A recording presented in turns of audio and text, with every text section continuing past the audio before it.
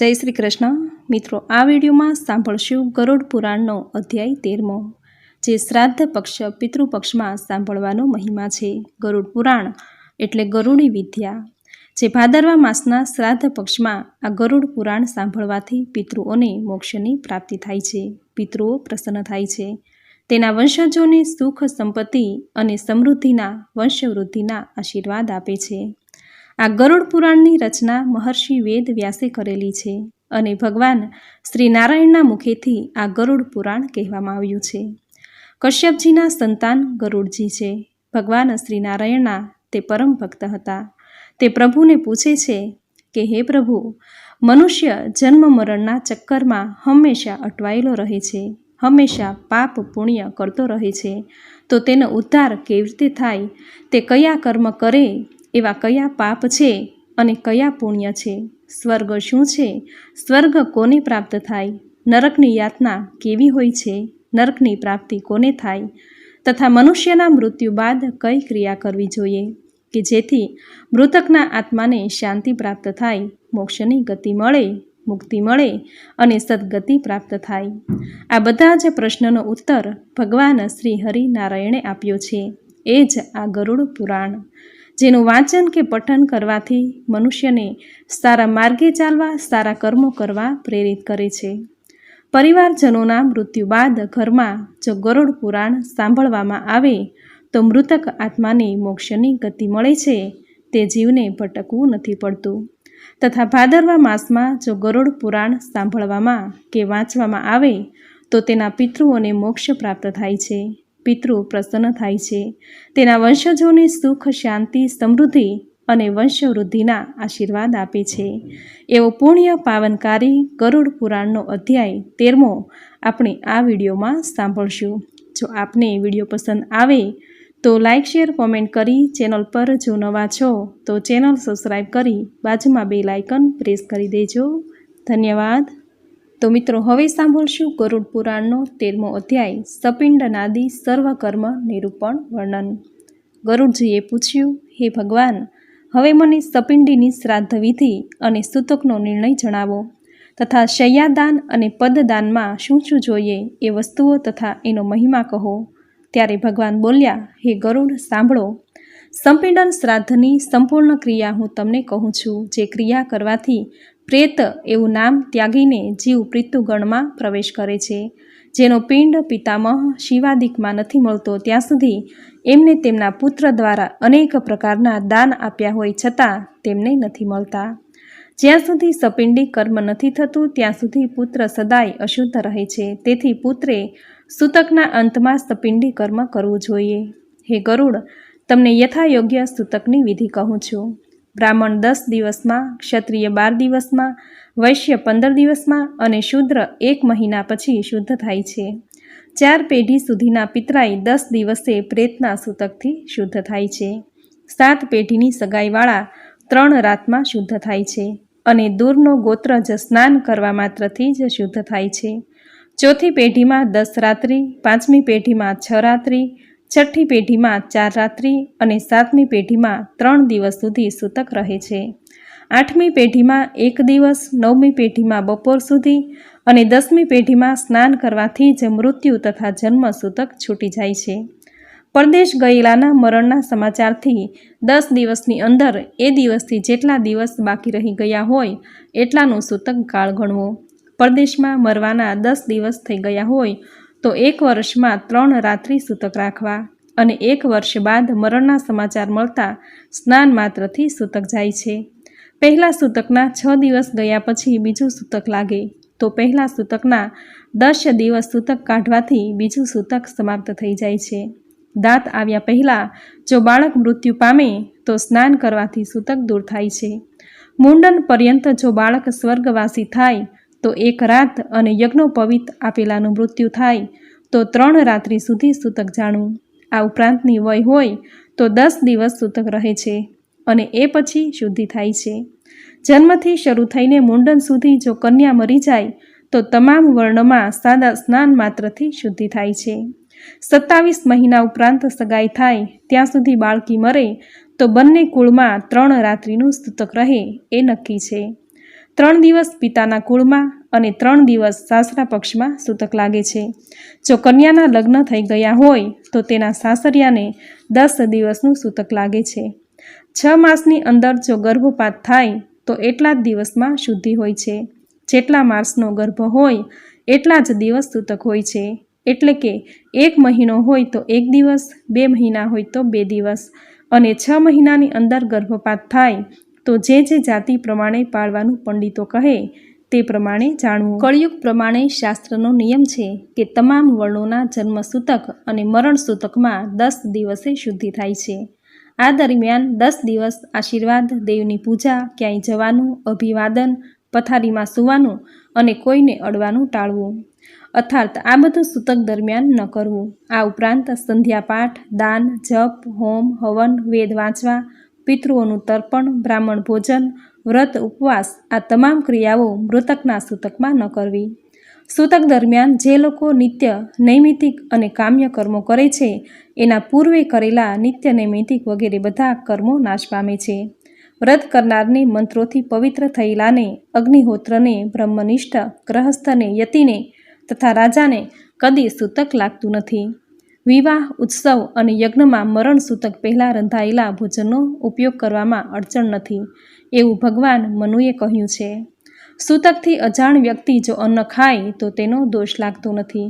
જન્મ અથવા મરણનું સૂતક જાણવા છતાં જે સૂતકમાં અન્ન ગ્રહણ કરે છે એ દોષનો ભાગી બને છે. મરણનું સૂતક હોય છતાંય જે આપે છે તે દાતા દોષનો ભાગી બને છે.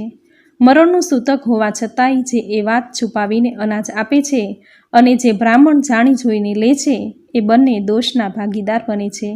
તેથી પુત્રે સૂતકની શુદ્ધિ માટે પિતાનું સપિંડન શ્રાદ્ધ કરવું. એ પછી એ પિતા પિતૃગણોના પિતૃલોકમાં જાય છે. 12મા દિવસે, 45મા દિવસે, 6 મહિનાને અંતે અથવા વર્ષના અંતે સપિંડીકરણ કરવાનું ઋષિઓએ કહ્યું છે. હે ગરુડ, ધર્મ તથા શાસ્ત્ર પ્રમાણે 4 વર્ણના લોકોએ 12મા દિવસે સપિંડીની કર્મ કરવું. કળિયુગમાં ધર્મની અનિત્યાથી પુરુષની વય ઓછી થતી જાય છે. શરીર સ્થિર રહેતું નથી. તેથી 12મા દિવસે સપિંડીની કર્મ કરવું યોગ્ય છે. જનોઈ, ઉત્સવ, વિવાહ અને લગ્ન જેવી વિધિઓ ઘરમાં કોઈના મરણ પછી અમુક દિવસો સુધી નથી થતી. જ્યાં સુધી સપિંડીકરણ નથી થતું ત્યાં સુધી યાચક ભિક્ષા લેતો નથી. બલિ, વૈશ્વદેવ અને નિત્યના એટલે કે દૈનિક સેવા પૂજાના કાર્યો બધું સ્થગિત થઈ જાય છે. કર્મના લોભથી એ જીવ વિઘ્નકાર થાય છે. તેથી સપિંડીની કર્મ 12મા દિવસે અવશ્ય કરાવવું. જો ફળ તમામ યજ્ઞોમાં, તમામ તીર્થોમાં છે એ ફળ 12મા દિવસે સપિંડીની કર્મ કરવાથી મળે છે. તેથી સ્નાન કરી મરણના સ્થળે ગાયના છાણથી ભૂમિ લીપી એ શાસ્ત્રમાં બતાવ્યા પ્રમાણેના વિધાનથી પુત્રે સપિંડીકરણ કરવું. પાદ્ય, અધર્ય, આચમન વગેરેથી વિશ્વદેવોની પૂજા કરવી. પિતૃઓને અન્ન આપી જળથી આચમન કરવું. વસુ, રુદ્ર અને સૂર્ય સ્વરૂપ ધારણ કરનાર પિતામહને યથાક્રમથી 3 પિંડ આપી ચોથો પિંડ મૃતકને આપવો. પછી એ પિંડોનું ચંદન, તુલસીના પાન, ધૂપ, દીવો, ઉત્તમ જમણ, પાન, ઇલાયચી, વસ્ત્ર અને દક્ષિણાથી પૂજન કરવું. એ પછી જે પિંડ મૂક્યો હોય તેમાં સોનાની સળીથી 3 ભાગ કરવા. એમાંનો 1 ભાગ પિતામહના પિંડમાં મેળવવો. તે પિંડની સાથે માતાનો પિંડ મેળવવો અને સાથે સાથે પિતાનો પિંડ મેળવવો. હે ગરુડજી, આ મારો મત છે. પિતાના મોત પર પણ જો દાદાજી જીવિત હોય તો તેણે પ્રપિતામહની પેઠે 3 પિંડ આપવા. પિતાના પિંડના 3 ભાગ કરી પ્રપિતામહ વગેરેના 3 પિંડોમાં ક્રમશઃ ભેળવી દેવા. માતાનું મરણ થયું હોય અને જો દાદી જીવતા હોય તો માતૃ શ્રાદ્ધમાં પિતાના પિંડ જેવી જ વિધિ કરવી. અર્થાત પરદાદા, વૃદ્ધ પરદાદા વગેરેને 3 ભાગ આપી એમની સાથે માતાના પિંડના 3 ભાગ કરી એમાંથી ક્રમથી ભેગા કરવા. અથવા માતાનું પિંડ મેલન મહાલક્ષ્મીમાં કરવું અને પિતાનું પિંડ મેલન વિષ્ણુ વિશે કરવું. પુત્ર રહિત સ્ત્રીનું સપિંડીકરણ તેના પતિએ કરવું. સ્ત્રીની સાસુ સાથે મેળવીને એનું સપિંડીકરણ કરવું. સ્ત્રીનું સપિંડીકરણ ભર્તા એટલે કે પતિ વગેરે 3ની સાથે ભેળવી કરવું. હે ગરુડ, જોકે એમાં મારી સંમતિ નથી. હે ગરુડ, જે સ્ત્રી પુરુષ બંને એક જ ચિતા પર ચડીને ભસ્મીભૂત થયા હોય તો સસરા વગેરેએ તેમની વચમાં 3 રાખીને એ સતીનું સપિંડન કરવું. એ જ પુત્રે પહેલાં પિતાનું પિંડદાન કરવું અને પછી ફરી સ્નાન કરી માતાનું પિંડદાન કરવું. પતિના મર્યા પછી જો સતી 10 દિવસની અંદર અગ્નિમાં પ્રવેશ કરે તો એના પતિની સાથે શય્યાદાન અને સપિંડીકરણ કરવું. હે ગરુડ, સપિંડીકરણ કરીને પછી પિતૃ તર્પણ કરવું અને વેદના મંત્રોની સાથે સ્વથા શબ્દનું ઉચ્ચારણ કરવું. બાદમાં હંત શબ્દનો ઉચ્ચાર કરી અતિથિને ભોજન કરાવવું. એનાથી પિતૃઓ, મુનિ, દેવ અને દાનવ સૌ તૃપ્ત થાય છે. 1 ગ્રાસ બરાબર ભિક્ષા થાય છે.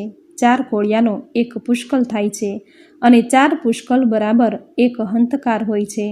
સપિંડી શ્રાદ્ધમાં ચંદન અક્ષતોથી બ્રાહ્મણોના ચરણોની પૂજા કરવી અને પિતૃઓની અનંત અક્ષય તૃપ્તિ માટે બ્રાહ્મણને વર્ષભર માટે જીવિકા, ઘી, અનાજ, સોનું, ગાય, ઘોડો, હાથી, રથ અને જમીન આ બધું દાનમાં આપવું.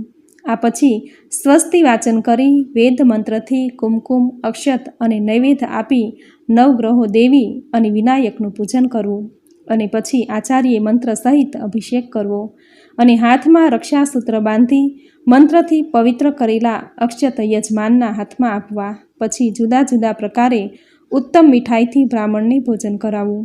એ સાથે એમને દક્ષિણા સાથે અનાજ અને જળ સહિતના 12 ઘડા આપવા.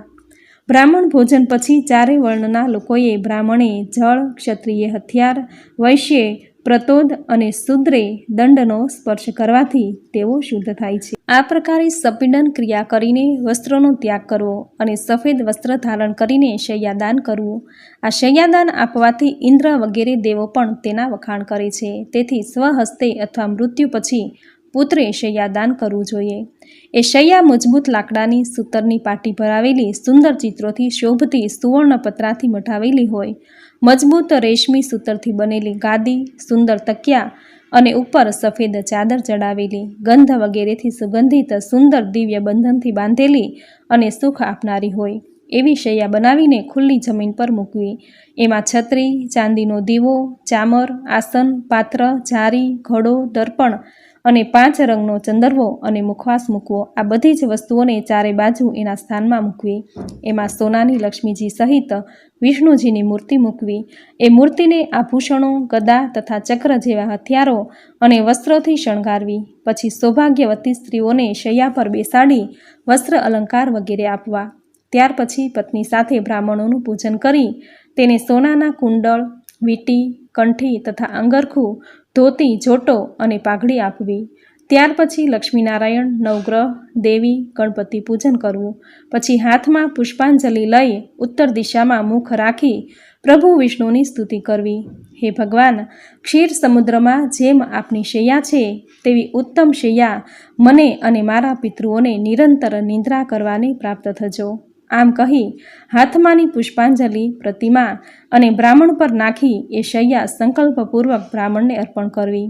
આ ઉપરાંત પુત્રે શૈયાદાન પછી પદદાન કરવું. એની વિધિ મારાથી સાંભળો, હું તમને કહું છું.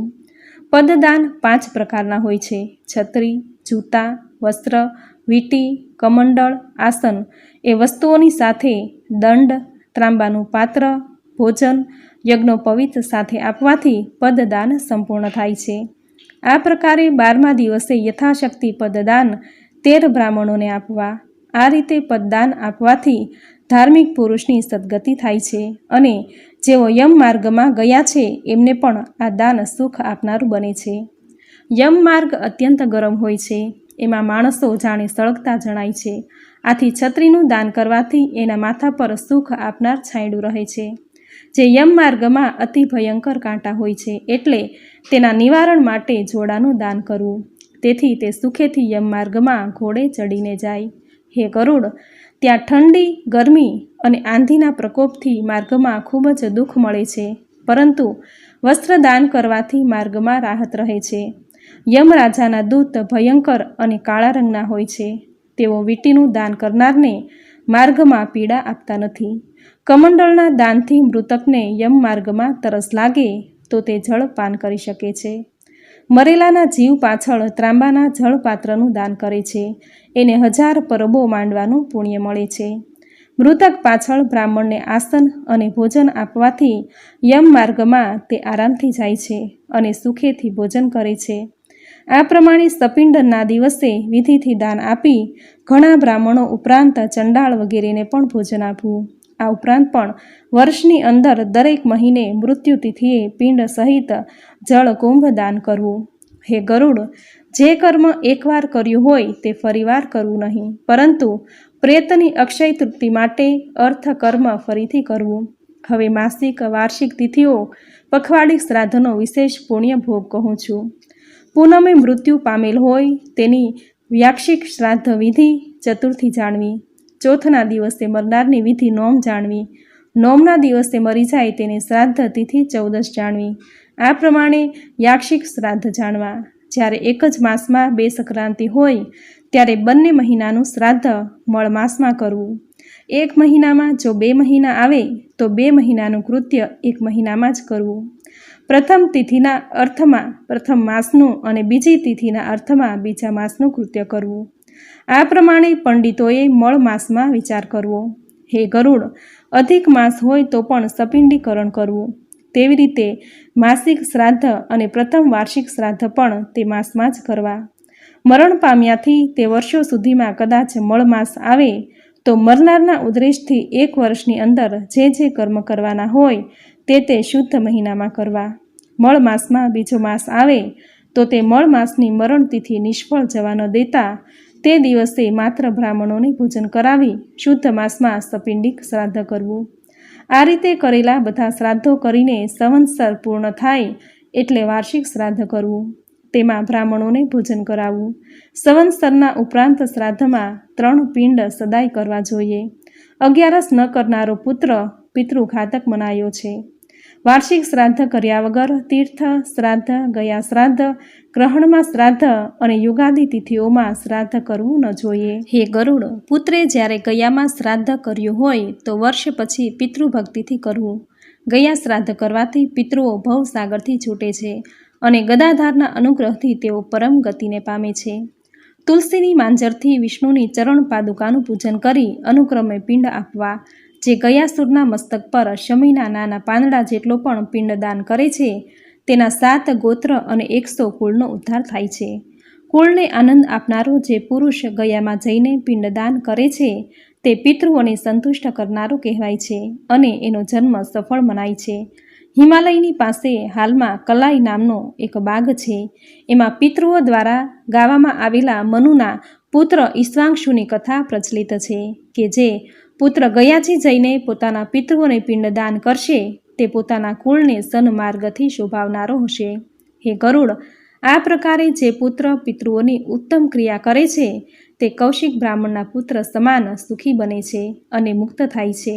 હે ગરુડ, ભારદ્વાજના 7 પુત્રો જન્મની પરંપરાને ભોગવીને ગાય વધ કરવા છતાંય પિતૃઓના પ્રતાપથી છુટકારો પામ્યા હતા. એ 7 પુત્રોએ પ્રથમ દશાર્ણ દેશમાં પારઘીનો જન્મ લીધો. પછી તેઓ કાલાંજીએ પર્વત પર મૃગ થયા. પછી તેઓ શરદ્રીપમાં ચક્રાચક પક્ષી થયા. પછી તેઓ માનસ સરોવર તીરે હંસ પક્ષી થયા. પછી તેઓ કુરુક્ષેત્રમાં વેદનું પરાયણ કરનારા બ્રાહ્મણ થઈને પિતૃઓની કૃપાથી મુક્ત થયા. માટે સર્વ પ્રયત્નો કરીને પુત્રે પિતૃભક્તિ કરવી. પિતૃભક્તિ કરશે તો આલોક તથા પરલોકમાં અતિ સુખી થશે. જો કોઈ નિર્ધન માનવી પણ આ કથાની સાંભળશે તે તો પાપથી છૂટીને દાન ફળનો અધિકારી બનશે. જે મનુષ્ય મારા કહેવા પ્રમાણે શ્રાદ્ધ અને દાન વિધિપૂર્વક કરશે અને મારું કહેલું આ ગરુડ પુરાણ સાંભળશે તેનું ફળ જે મળશે તે તમે સાંભળો. પિતા 7 પુત્રો આપે છે. પિતામહ ગોધન આપે છે. પ્રપિતામહ ધન આપે છે અને વૃદ્ધ પ્રપિતામહ અન્ન વગેરે સકલ પદાર્થો આપે છે. એ સિવાય મનમાં જે ઈચ્છા હોય તે પણ પિતૃઓ શ્રાદ્ધથી તૃપ્ત થઈ પુત્રોને વાંછિત ફળ આપીને સારી ગતિએ ધર્મ માર્ગ દ્વારા ધર્મરાજાના ભવનમાં જાય છે અને ત્યાં ધર્મસભામાં પરમ આદરથી બેસે છે. આ પ્રમાણે ગરુડ પુરાણે સારોદ્વારે સપિંડીનાદી સર્વકર્મ નિરૂપણ નામનો 13મો અધ્યાય સમાપ્ત. બોલો ભગવાન શ્રી હરિ વિષ્ણુની જય. બોલો ગરુડ ભગવાનની જય. તો મિત્રો, આપણે સાંભળ્યો ગરુડ પુરાણનો અધ્યાય 13મો. શાસ્ત્રોમાં કહ્યું છે કે પ્રથમ દિવસથી સતત 13 દિવસ સુધી ચિત્તા પ્રગટાવનાર વ્યક્તિએ પીપળાના ઝાડની નજીક જઈને તેના આત્માની શાંતિ માટે પ્રાર્થના કરવી જોઈએ અને તેને ભોજન અર્પણ કરવું જોઈએ, જેથી તે આત્માને તરસ અને ભૂખ ન લાગે. શ્રાદ્ધ પછી આત્માને તેના પ્રિયજનોને વિદાય આપવાનો સમય આવે છે અને આત્માને સમજાય છે કે આ બ્રહ્મમાં તેનું કોઈ સ્થાન નથી અને હવે તેણે તેના જીવનકાળમાં કરેલા પાપો અને પુણ્યનો હિસાબ આપવાનો છે. પછી 13 દિવસ પછી આત્મા આ પૃથ્વીને છોડીને સ્વર્ગના માર્ગે જવા લાગે છે. ગરુડ પુરાણમાં એવું પણ કહ્યું છે કે યોગ્ય રીતે કરવામાં આવેલા પિંડદાનને પામી આત્માને ત્યાં પહોંચતા પહેલાં જ નરક અને યાતનાઓમાંથી મુક્તિ મળી જાય છે. આથી જ મૃતકના પરિવારના સભ્યોએ ભાદરવા માસના પિતૃપક્ષમાં શ્રાદ્ધ પક્ષમાં પોતાના મૃતકની પાછળ શ્રાદ્ધ અને પિંડદાન જરૂર કરવું જોઈએ, જે કરવાથી મૃતક આત્માને મોક્ષની ગતિ મળે છે. તેના પૂર્વજોને, તેના વંશજોને સુખ, શાંતિ, સમૃદ્ધિ અને વંશવૃદ્ધિના આશીર્વાદ આપે છે. તો મિત્રો, આપણે સાંભળ્યો ગરુડ પુરાણનો અધ્યાય 13મો, જે તમે પૂરી શ્રદ્ધાથી અંત સુધી સાંભળ્યો. જે સાંભળવો તમને જરૂર ગમ્યો હશે તો વિડીયોને લાઇક કરી કોમેન્ટમાં જય શ્રી હરિવિષ્ણુ, જય ગરુડ પુરાણ, જય પિતૃદેવ જરૂર લખજો. ચેનલ પર જો નવા છો તો ચેનલ સબસ્ક્રાઈબ કરી બાજુમાં બેલ આઇકન પ્રેસ કરી દેજો, જેથી આપણા આવતા દરેક નવા વિડીયોની નોટિફિકેશન તમને મળતી રહે. તો ફરી મળીશું આવી જ નવી ધાર્મિક માહિતી, નવી ધાર્મિક કથા સાથે. ત્યાં સુધી આપ સૌને મારા જય શ્રી કૃષ્ણ.